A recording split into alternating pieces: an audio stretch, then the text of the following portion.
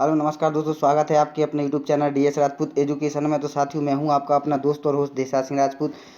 साथियों, आप सभी भावी अध्यापकों के लिए आज आप लोगों के लिए लेकर आया हूं संस्कृत का प्रैक्टिस सेट पेपर है। साथियों, ये आपका जो शिक्षक पात्रता परीक्षा में आपका जो टेट का पेपर होता है, साथियों ये सभी परीक्षाओं में आपको संस्कृत का पोर्शन रहता है और संस्कृत के 30 क्वेश्चन आपके पूछे जाते हैं। ठीक है, तो आपको उसी दृष्टि को देखते हुए आपका ये संस्कृत का प्रैक्टिस सेट प्रोवाइड कराया जा रहा है। तो आशा करता हूँ आप लोग शुरू से अंत तक जरूर देखेंगे और जो भी भाई बहन देखेगा उसको ये इसके आंसर जरूर कमेंट करते जाना है। ठीक है, अगर आप लोग चाहें कि एक साथ नंबर बताएं तो आप लोग एक साथ भी हमें लास्ट में, वीडियो की लास्ट में जरूर अपने नंबर को काउंट करके बताना है। ठीक है, तो अपन चलते हैं, वीडियो को स्टार्ट करते हैं बिना समय बर्बाद किए हुए। ठीक है, तो पहला क्वेश्चन क्या है? अनधतन भूतकाल में लकार प्रयुक्त होता है। ठीक है, तो अनधतन भूतकाल में लकार प्रयुक्त होता है तो लुड, लिट, लड या फिर लिरड लकार। ठीक है, तो आपका बताना है आपको इसका राइट आंसर।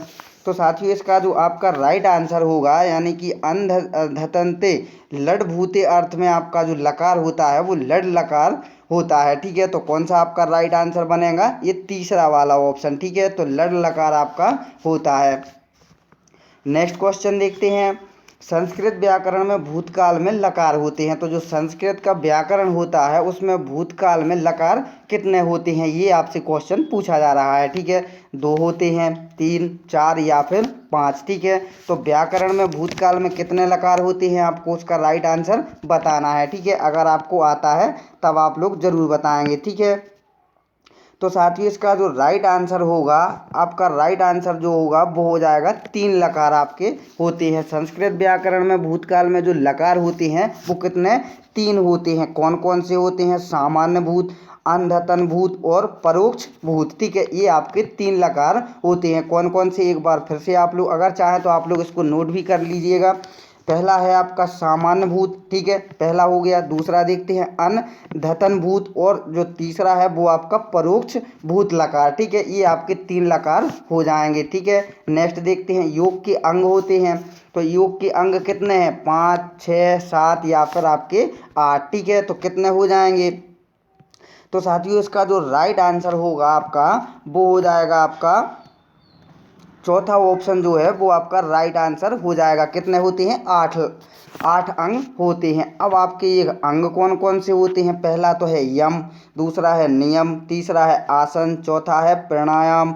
ठीक है, 5वां है प्रत्याहार और 6वां है धारणा, 7वां है ध्यान और 8वां है समाधि। ठीक है, ये आपके 8 अंग होते हैं। ठीक है, अगर आप लोग चाहें तो साथ ही इसको नोट भी कर सकते हैं। ठीक है, नेक्स्ट देखते हैं कर्मवाच्य कर्ता में विभक्ति होती है, तो कर्मवाच्य कर्ता में विभक्ति क्या होती है? प्रथमा, द्वितीय, तृतीय या फिर चतुर्थी। कौन सी विभक्ति होती है? कर्मवाच्य कर्ता में। ठीक है, तो आपको इसका राइट आंसर देना है। तो साथियों इसका जो राइट आंसर होगा, कर्मवाच्य कर्ता में आपकी जो विभक्ति होती है वो कौन सी होती है? वो तृतीय विभक्ति आपकी होती है। ठीक है, तीसरा जो ऑप्शन है आपका राइट आंसर हो जाएगा।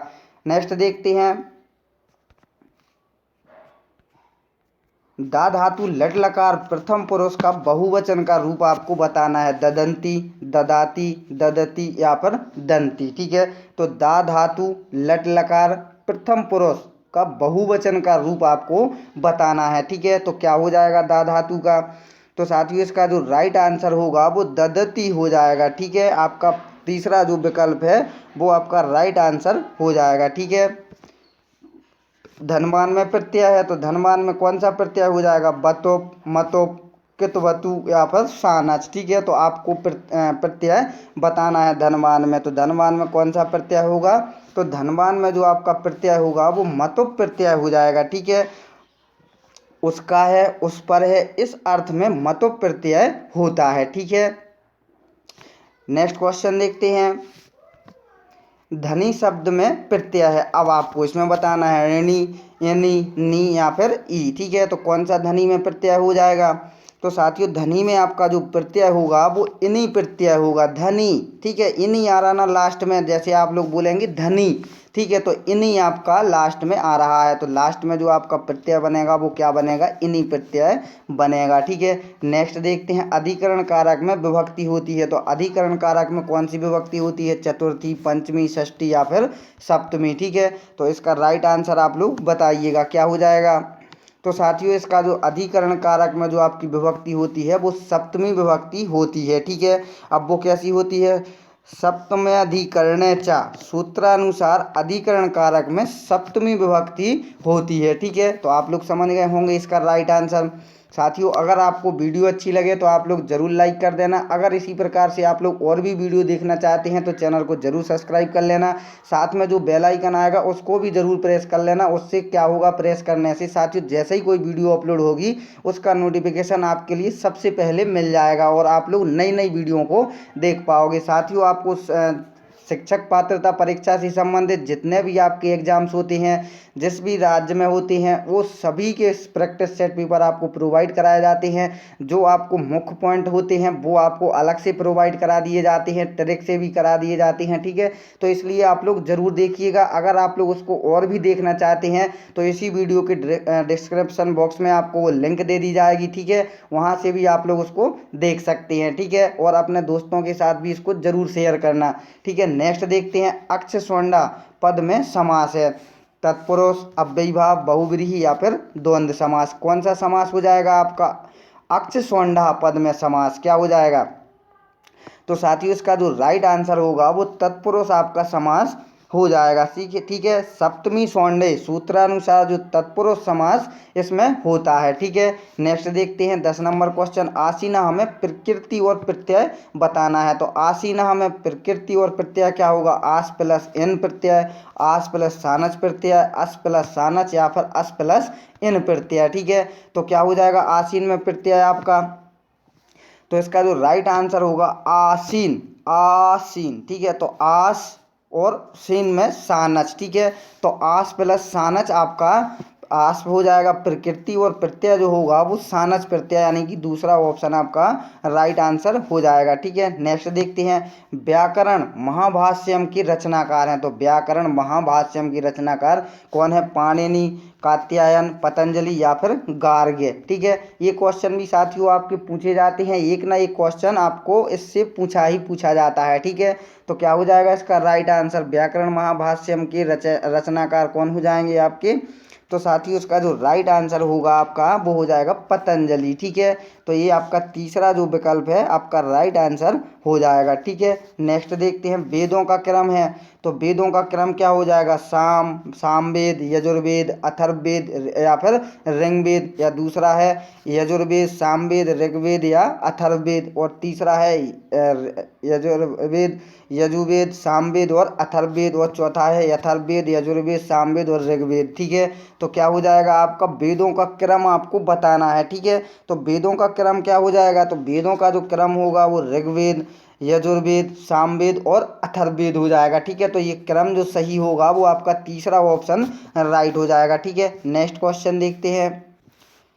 तो नेक्स्ट क्वेश्चन में क्या पूछा जा रहा है, नेक्स्ट क्वेश्चन में पूछा जा रहा है, संस्कृत साहित्य में उपमा प्रसिद्ध है। तो संस्कृत साहित्य में उपमा प्रसिद्ध है भारवी की, माघ की, दांडी की या फिर कालिदास की। ठीक है, तो संस्कृत साहित्य में उपमा प्रसिद्ध किसकी हो जाएगी आपकी, तो आपको राइट आंसर देना है साथियों। तो इसका जो राइट आंसर बनेगा आपका वो बनेगा कालिदास की। ठीक है, संस्कृत साहित्य में उपमा कालिदास की प्रसिद्ध है। ठीक है, उपमा कालिदास से प्रसिद्ध वाक्य हो जाएगा। ठीक है, तो नेक्स्ट देखते हैं साथियों, अगर आपने अभी तक चैनल को सब्सक्राइब नहीं किया है तो DS राजपूत एजुकेशन को ज़रूर सब्सक्राइब करिएगा, और साथ में जो बेल आइकन आएगा उसको भी ज़रूर प्रेस कर लें, क्योंकि आप लोगों को नई नई वीडियो देखना है, इसलिए आप लोग सब्सक्राइब करने के साथ साथ ज़रूर बेल आइकन को प्रेस करेंगे। ठीक है, नेक्स्ट देखते हैं, दंडकारस्योपरि पिटकः संवृत, यह कथन किसका है, अभिज्ञान शाकुंतलम में है, शिशुपालवधम में है, मृच्छकटिकम में है या फिर उत्तर रामचरितम में आपका है। ठीक है, तो किस में है आपका, तो साथियों ये है आपका गंड का कस्योपरि पिटक समृता, ये अभिज्ञान शाकुंतलम में कथन है। ठीक है, नेक्स्ट देखते हैं बालकौ वेदौ पठता का कर्मवाच्य रूप क्या हो जाएगा। बालकौ वेदो पठ्यते, बालकाभ्याम वेदो पठ्यते, या बालकेन वेदो पठ्यते, या फिर बालकाभ्याम वेदो पठ्यते। ठीक है, तो कर्मवाच्य रूप क्या हो जाएगा आपका। तो साथियों इसका जो राइट आंसर बनेगा आपका वो बनेगा आपका बालकाभ्याम वेदौ पठ्यते। ठीक है, तो ये दूसरा ऑप्शन है जो आपका राइट आंसर हो जाएगा। कर्म द्विवचन है तो क्रिया भी द्विवचनांत होगी। ठीक है, नेक्स्ट देखते हैं तुम सब यज्ञ करते हो, वाक्य का कर्मवाच्य क्या होगा। युष्माभि यज्ञम क्रियते, युष्माभि यज्ञम क्रियन्ते, या युष्माभि यज्ञम क्रियते, या फिर त्वयं यज्ञम क्रियते। ठीक है, इसका राइट आंसर क्या हो जाएगा। तो साथियों इसका जो राइट आंसर होगा वो युष्माभि यज्ञम क्रियते। ठीक है, तो यज्ञ शब्द पुल्लिंग है अतः प्रथमांत यज्ञ क्रियते होगा। ठीक है, तो ये आपका तीसरा जो ऑप्शन है वो राइट हो जाएगा। नेक्स्ट देखते हैं किमिव ही मधुराणा मंडनम नाकृतीनाम, किसने किसके लिए कहा है। कब्य ने शकुंतला के लिए, दुष्यंत ने शकुंतला के लिए, या दुष्यंत ने प्रियंवदा के लिए, या फिर दुष्यंत ने अनुसुईया के लिए। ठीक है, तो इसका क्या राइट आंसर हो जाएगा। तो किमिव ही मधुराणा मंडनम नाकृतीनाम, एक किसने कहा है, तो इसने दुष्यंत ने शकुंतला के लिए कहा है। ठीक है, तो ये दूसरा जो विकल्प है आपका राइट आंसर हो जाएगा। ठीक है, नेक्स्ट देखते हैं इंपॉर्टेंट क्वेश्चन है व्याकरण शास्त्र में अभ्यंतर प्रयत्न है। प्रयत्न कितने हैं व्याकरण शास्त्र में। अभ्यंतर 2, 5, 11 या फिर 12। आप लोग चाहें दोस्तों तो इसको जो भी इम्पोर्टेंट क्वेश्चन होते हैं उसको नोट डाउन भी कर लिया करो। ठीक है, क्योंकि आपको ये कभी कभी क्वेश्चन मिल जाते हैं, अगर आप लोग उसको नहीं पढ़ते हैं, भूल जाते हैं, तब आप लोगों के लिए वो काम आते हैं। ठीक है, नोट किया हुआ आपको कभी भी काम आ सकता है। ठीक है, इसलिए आप लोग ज़रूर नोट करते चलिएगा जो भी आपको इम्पोर्टेंट क्वेश्चन लगता है। कभी भी कोई भी आप लोग हमारा प्रैक्टिस सेट पेपर देखें तो आप लोगों को कोई भी इम्पोर्टेंट लगे तो आप लोग उसको ज़रूर नोट करते चलिएगा। ठीक है, तो व्याकरण शास्त्र में अभ्यंतर प्रयत्न कितने होते हैं, तो साथियों वो होते हैं आपके 5। ठीक है, कौन कौन से होते हैं वो भी आप लोग चाहे तो नोट कर सकते हैं। पहला हो जाएगा स्पष्ट स्पृष्ट। ठीक है, दूसरा हो जाएगा इणम स्पष्ट। ठीक है, तीसरा हो जाएगा ईषद विव्रत, और चौथा होगा वो विव्रत होगा, पांचवा होगा वो संव्रत होगा। ठीक है, तो आपको ये पांचों बता दिए हैं। नेक्स्ट देखते हैं व्याकरण शास्त्र में उपधा संज्ञक वर्ण है। ठीक है, तो क्या हो जाएगा शब्द का अंतिम वर्ण, अंतिम से पहला वर्ण, शब्द का पहला वर्ण, या फिर ये सभी। तो इसका राइट आंसर क्या बनेगा। तो व्याकरण शास्त्र में उपधा संज्ञक वर्ण जो है वो अंतिम से पहला वर्ण हो जाएगा। ठीक है, ये आपका राइट आंसर हो जाएगा। नेक्स्ट देखते हैं नदी संज्ञा व्याकरणम शास्त्रम में होती है। शास्त्र में होती है नदी संज्ञा व्याकरण शास्त्र में होती है इकारांत उकारांत स्त्रीलिंग शब्दों की, या इकारांत उकारांत पुल्लिंग शब्दों की, या फिर द्विवचनांत इकारांत उकारांत शब्दों की, या फिर धा रूप धातुओं की। ठीक है, तो इसका राइट आंसर क्या बनेगा। तो नदी संज्ञा व्याकरण शास्त्र में जो होती है वो इकारांत उकारांत स्त्रीलिंग शब्दों की होती है। ठीक है, तो आपका ये राइट आंसर हो जाएगा पहला ऑप्शन। ठीक है, नेक्स्ट देखते हैं भ्राताज्ञा शब्द का संधि विच्छेद होगा। भ्राताज्ञा शब्द का संधि विच्छेद होगा भाता प्लस आज्ञा, या फिर भात्र प्लस आज्ञा, भ्राता प्लस आज्ञा, या भ्राता प्लस आज्ञा। ठीक है, तो इसका राइट आंसर क्या बनेगा। तो साथियों इसका जो राइट आंसर भ्राताज्ञा शब्द का जो संधि विच्छेद होगा वो भ्राता प्लस आज्ञा। ठीक है, ये आपका राइट आंसर हो जाएगा। ठीक है, यानी कि दूसरा जो ऑप्शन है वो आपका राइट आंसर हो जाएगा। नेक्स्ट क्वेश्चन देखते हैं।